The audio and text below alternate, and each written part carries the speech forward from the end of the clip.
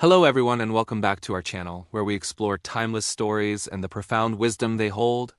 Today, we're diving into a classic fable, one that pits immense strength against humble flexibility. It's the story of the oak and the reeds. Imagine this scene. A magnificent giant oak tree stands on the bank of a brook. Its trunk is thick, its bark is rugged, and its hundreds of branches, like mighty arms, reach defiantly towards the sky. It's a symbol of power, of permanence, of unshakable strength. And right beside it, growing in the water, are some slender, unassuming reeds. Whenever the wind blew, it was a study in contrasts. The great oak stood its ground, proud and unmoving. It barely even rustled its leaves, as if to say, "Is that all you've got?" Meanwhile, the reeds would bend and sway with the slightest breeze. They would bow their heads low, almost touching the water's surface, and their movement created a sound like a soft, mournful song. The oak, observing this, felt a mix of pity and contempt. One day, it decided to speak to them. "You poor things," it said, its voice deep and booming. "You certainly have reason to be sad. The tiniest gust of wind, one that just barely ripples the water, makes you bow down in fear. But look at me! I, the mighty oak, stand tall and firm, even when the most furious tempest howls through my branches." The oak was filled with pride. It saw its own rigidity as a virtue, a sign of its superiority. It looked down on the reeds' constant yielding as a weakness, a flaw in their design. To the oak, strength meant resisting, standing firm against all opposition, never backing down. The reeds, however, had a very different perspective. One of them replied, its voice a whisper carried on the wind, "Oh, great oak, do not worry about us. Your pity is kind, but misplaced. The winds, our constant companions, do not harm us. We've learned a secret you haven't. We bow before them, we yield to their power, and because we do, we never break," the reed continued, its voice growing a little more serious. "You, in all your pride and all your strength, have managed to resist their blows so far. You fight every gust, you battle every storm. But take care, an end is coming. Your way is not the only way." The oak probably scoffed at this. What could these flimsy stalks know about true strength and survival? It had stood in this very spot for centuries, weathering countless storms. It had seen generations of reeds come and go. Their warnings sounded like nonsense, the ramblings of the weak. But the universe has a funny way of teaching its lessons, often when we least expect them and are least prepared to listen. And just as the reed finished speaking, the sky began to darken. A change was in the air. Something far more menacing than a simple breeze or a passing storm. A great hurricane began to gather its force in the north. The winds started to pick up, howling with an intensity the oak had rarely experienced. The sky turned a furious shade of gray. The proud oak, true to its nature, prepared for battle. It braced its roots deep into the earth, stiffened its trunk, and held its branches firm against the onslaught. It would not yield. It would not bow. It would fight. Down below, the reeds did what they always did. They yielded.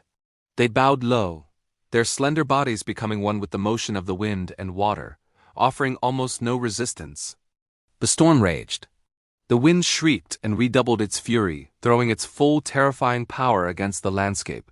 The oak fought valiantly. It groaned and creaked under the immense pressure. Branches that had stood for 100 years were tested to their absolute limit. For a moment, it seemed like the oak might just win, that its brute strength would once again prove victorious. But the hurricane was relentless. It was a force of nature far beyond the strength of any single tree, no matter how mighty, and then it happened. With a deafening crack that sounded like thunder, followed by the sickening sound of tearing roots, the great tree gave way. The earth that had held it for so long could no longer sustain the fight. Torn up from its very foundation, the magnificent oak crashed to the ground, its massive trunk landing among the very reeds it had looked down upon.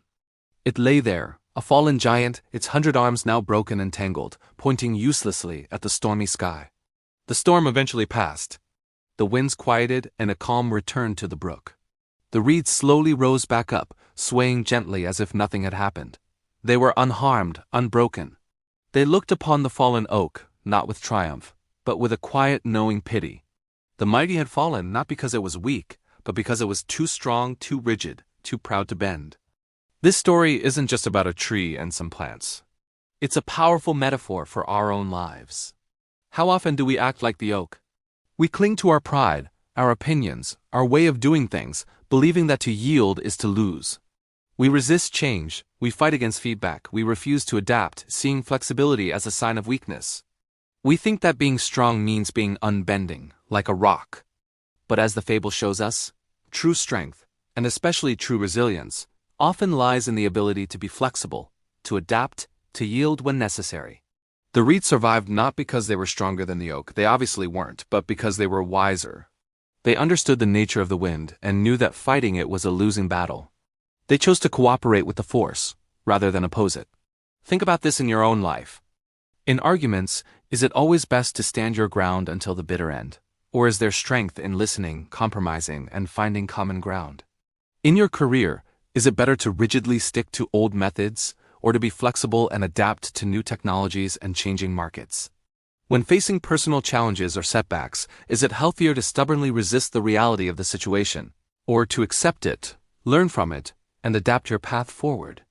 The oak's downfall was its pride. It equated yielding with defeat.